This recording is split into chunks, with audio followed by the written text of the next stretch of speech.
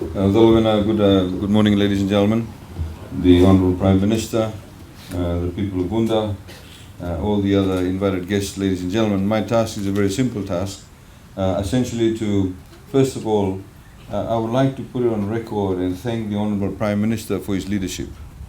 As you know that the Itoke land is very much secure, never been more secure in our constitution, as he mentioned. But it's one thing to have the land, but it's another to make sure that it actually provides returns for you. There's no point holding on to the land when you're not making any money from it. The Constitution says it's yours forever, but you need to be able to become rich about it. And the Honourable Prime Minister is the one who's enabled the government to ensure that we bring about some practical changes so the landowners can actually benefit from it.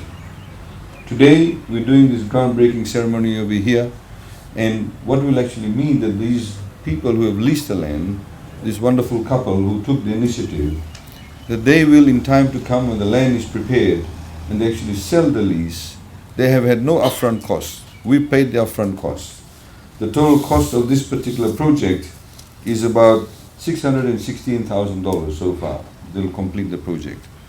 They'll be able to sell the lease, no middleman, no middlewoman, and they will get the upfront money themselves. So they will overnight have more than $1 million, in fact about $2 million in their accounts. What government is here, and what I'd like to also say to you, all those people who are landowners around here, I know some people have come from Warrambitia today, some from Lawaki. Please, there's a lot more land available. Organize yourselves, get the lease conditions right, get the approval from the landowning unit, and we will then be able to help you. You not only become cash rich, but you're also making the economy grow. Because when you make land available through secure tenancy, tenants will come, they'll lease the land, they have 99-year residential lease, 99-year commercial lease. They will then go to the banks, borrow money and build things. They'll build a house, they'll build a shop. When they build shops, when they build houses, it creates jobs. Every lot that will be sold here, when people build homes, they'll have to hire somebody who will come and do the excavation. They'll need to hire a plumber, a bricklayer, a painter, a carpenter. They'll go to the shops and buy things. It creates jobs. So overall, when we make more land available on a secure basis, the landowners get richer, the economy gets bigger, and people have a lot more security, and the economy grows bigger, and the pie gets bigger, and everybody becomes more prosperous. So to the landowners, that's the power you have, and that's the ability you have to be able to ensure that the Fijian economy grows. I'd like to thank all those people. Prime Minister, I have to say this, that out of all the developments we've approved so far, 10 that are in the pipeline, 8 of them are from the Western Division. So it goes to show the Western people, Prime Minister, have a lot more foresight and wisdom. Ladies and gentlemen, thank you very much. I just want to very quickly highlight to you some of the projects, as the Honourable Prime Minister had mentioned.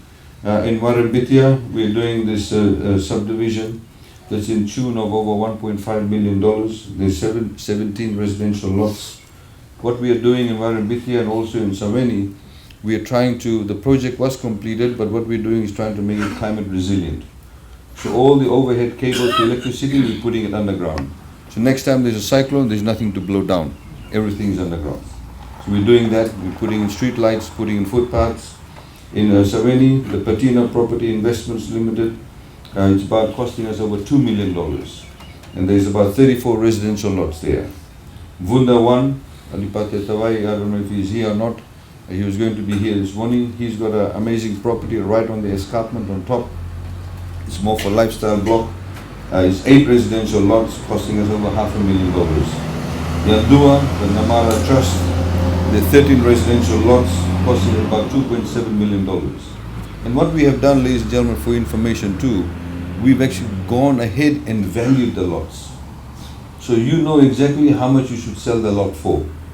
Because sometimes people may come along and they may say, look, I'll offer you $1 million, and they take land that's worth more than $3 million. So government is also providing a holding hand. You hold your hand to ensure that you sell it for the right price. The other one, of course, is Nasongela, as the Honourable Prime Minister mentioned, that's in Tailevu. There's 15 residential lots, 1 commercial lot. And it's about $2.8 million. Again, it's been climate resilient in the project. Vuda 2, which is what we are here today, 15 residential lots, amazing sea views up to the Mamanudas, up to the Yasawas, very close to Nandi, very close to Lotoka, so you should get premium price for this. It'll cost us over $600,000. And Tavu, as the Honourable Prime Minister will be going there after this, there's about 34 residential lots there, 3 commercial lots, and 1 civic area. That's costing us about $2.7 million. There's a number of other projects. There's also one what we call in the Visese subdivision. Our friend Aiyaz Namorai is got 45 residential lots in 1 open space. These lots, of course, are being made available between Nandi-Lato corridor. It's growing to be like Suvarnasori corridor. Land is becoming a lot more valuable, so landowners need to recognize that, and we're here to partner with you. So, ladies and gentlemen, please take advantage of it. Our MC, Suliana Tauke, she's a point of contact. We've had a number of people who've come forward. Please make sure also, we've had some issues when some landowning units have come to us and then there's been disputes. Another group says, no, we don't want them to do that. We don't want to get in the middle of the dispute. You get that sorted out. 60% of the members of the landowning unit must agree to it. You can form a trust. Or as we have seen in so many, we've had member of the own Matangali, they've gone and leased it from the Matangali themselves, and then they've come to us and then they do the project with us. Similarly over here, as we've seen. So thank you very much, and please put your hands together for the Honourable Prime Minister, because we would not have been able to do it without his leadership.